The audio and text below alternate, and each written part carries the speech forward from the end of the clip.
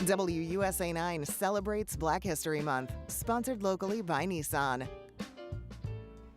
It's the 1st of February, and throughout the month we are sharing events, exhibitions, and honoring major contributions for Black History Month. That's right. Today we're finding out how the Library of Congress is honoring Black History Month. We are joined by Deanna McCrae James. She is the Senior Advisor for Operations and Outreach at the Library of Congress. Good morning. That's pretty amazing. It is pretty amazing. It's an amazing place to work. Yeah. And what's great too is you all have so much going on this month, right? Yes. You have some programs called Live at the Library. So what programs should we know about?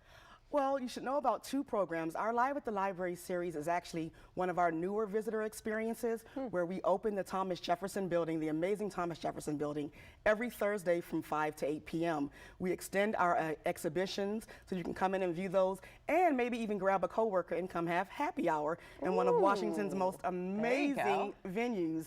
But the two events that we're holding this year, actually tomorrow, Thursday, February 2nd, our American Folklife Center will be having an open house. So their reading room will be open. You can come in and view items in their collection related to African American history and culture. One of the highlights are actually photographs of blues artist Muddy Waters' living room in Chicago. Oh, cool. Curators will be on hand to answer any questions you may have and just get a look around and see what a reading room at the library is like.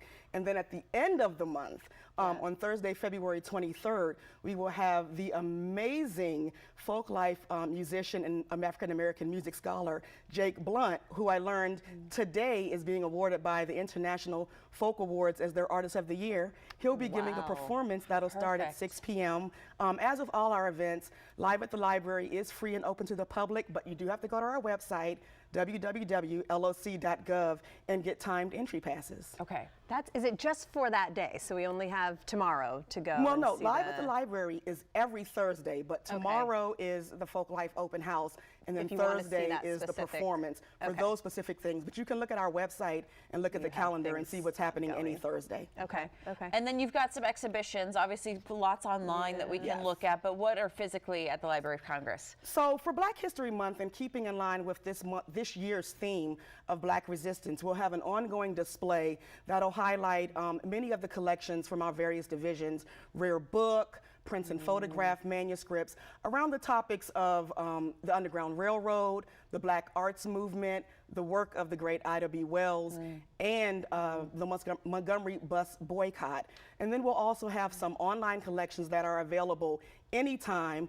Many of the items are exhibition items that have been in previous displays, but again, focusing on this year's theme of Black resistance, the Rosa Parks in Her Own Words exhibit, NAACP, A Century of Existence, and the Civil Rights Act of 1964, A Long Struggle for Freedom, really have items that will showcase not only the Black resistance, but the work and progress that African Americans have made in our nation's history. And then is one of those ongoing as well? Well, ongoing will be the exhibit that has the work of Ida B. Wells and the Underground Railroad. It'll be in our Great Hall, and it's only through the month of February. But again, if you're able to come back to the library and visit some of the reading rooms and visit the collections, you can view those at any time. What was it like kind of gearing up for this month, or any time that you have these special collections or special celebrations? Well, again, the library is a pretty amazing place.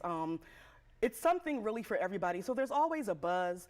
We try to make sure that we highlight the various heritage months, so Black History Month, of course now we're gearing up for Women's History Month, and it really just depends on not only what's going on, but what our amazing curators can find. We have some of the most talented and gifted and knowledgeable experts in the world who really pull out items that are not only thought-provoking, but are so unique. You know, we are the nation's oldest cultural institution, so the things you can view there are just out of this world. You know, we know that everyone will not have the opportunity to visit the library, which is why we digitize a lot of our items and have them in these online collections. But it's just amazing. I mean, I could be here for days telling you about all we have to offer. I can feel your passion for it. I love it. I've never been. You're convincing me. This is the month to go. You have to come and visit. You have to come and visit. This month, next month, in April, it's the library's birthday, so there's always something. Okay. So LOC.gov, get your time tickets, but it is free. Deanna, thank you. Thank you very much for having me.